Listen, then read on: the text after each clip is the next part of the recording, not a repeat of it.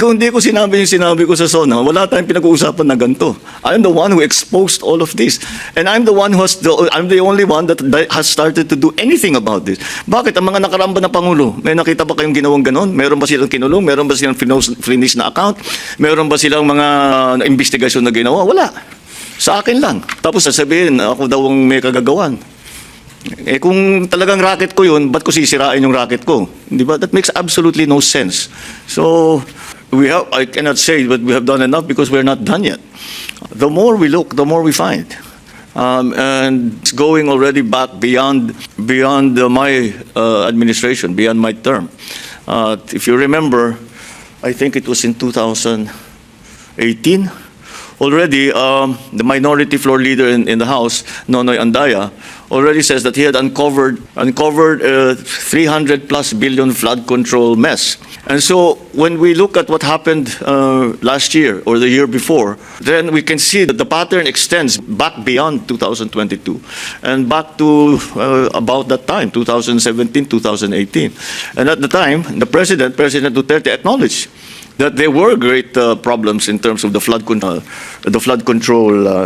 projects. Pero wala namang nangyari. Having acknowledged it, it did not find accountability in anybody. So I guess that was left up to me to do. And so we are still doing it. We're still working on it. As I said, the more we look, the more we investigate, the more we find.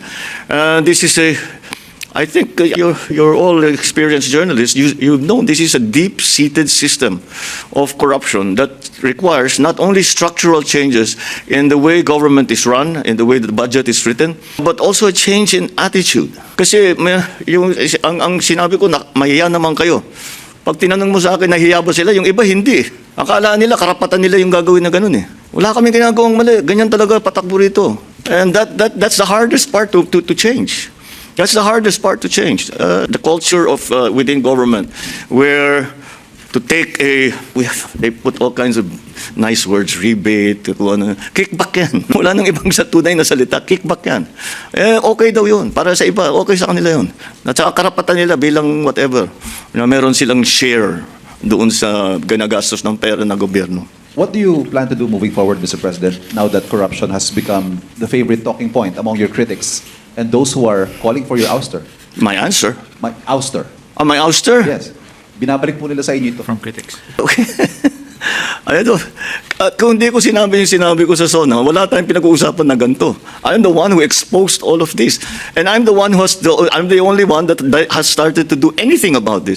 Bakit? Ang mga nakaramba na Pangulo, may nakita ba kayong ginawang ganon? Meron ba silang kinulong? Meron ba silang finish na account?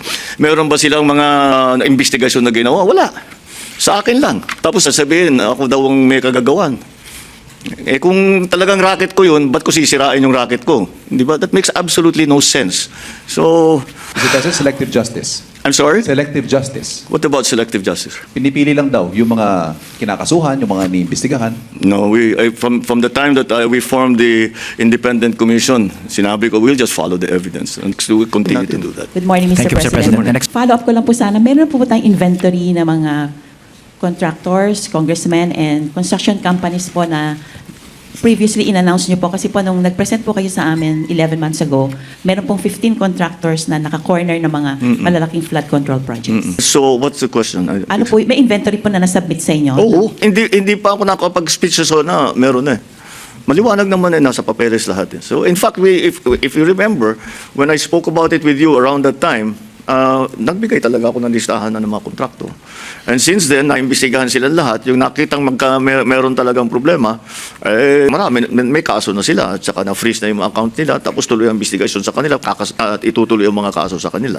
Yung iba naman, there were naman one or two na it turns out na although nakapangalan sila doon at malaki yung mga kontrata nila, wala naman naging problema. So, but yes, we have the inventory not only of the contractors but also the projects themselves that are problematic. Follow-up lang po, Mr. President.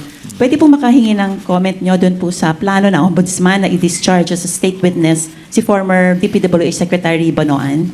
Sabi po kasi ng Ombudsman, mas mapapalakas daw po ang kaso against the former Speaker Well, that is up to the ombudsman to decide on how to proceed with all of these investigations. And if he feels that the former secretary, Manny Bunuan, will be helpful to the cases with the other people, then again, to use the word again, it is his prerogative. It is his decision. It is his judgment to make. And I have complete faith in the ombudsman and what he's doing. Thank you, Mr. President.